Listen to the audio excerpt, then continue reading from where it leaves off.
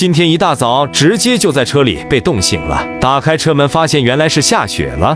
昨天来的时候，这里还晴空万里，遇到了一群牦牛从我的房车路过，没想到今天下了这么大的雪。其实昨晚还担心在这里过夜可能不安全，在户外吃火锅的时候，一只野狼离我就几米远，吓得我东西都没收拾就跑回房车里了。那么这个视频就带你们看看住在野外的房车生活是种什么样的体验。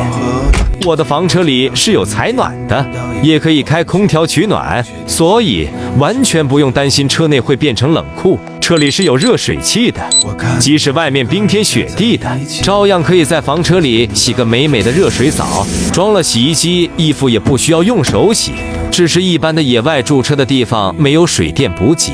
好在我找了一个靠近小溪的驻车地，车上可以做饭，也可以看电影，有冰箱可以储存食物，想吃什么就可以自己做，给我的感觉和在家里没什么区别，想吃什么就吃什么，自由自在。唯一的区别就是每天醒来看到的风景都是不一样的，拉上隐私窗帘又变得全世界都安静了。我喜欢这种独自一个人的寂寞，远离城市的喧嚣。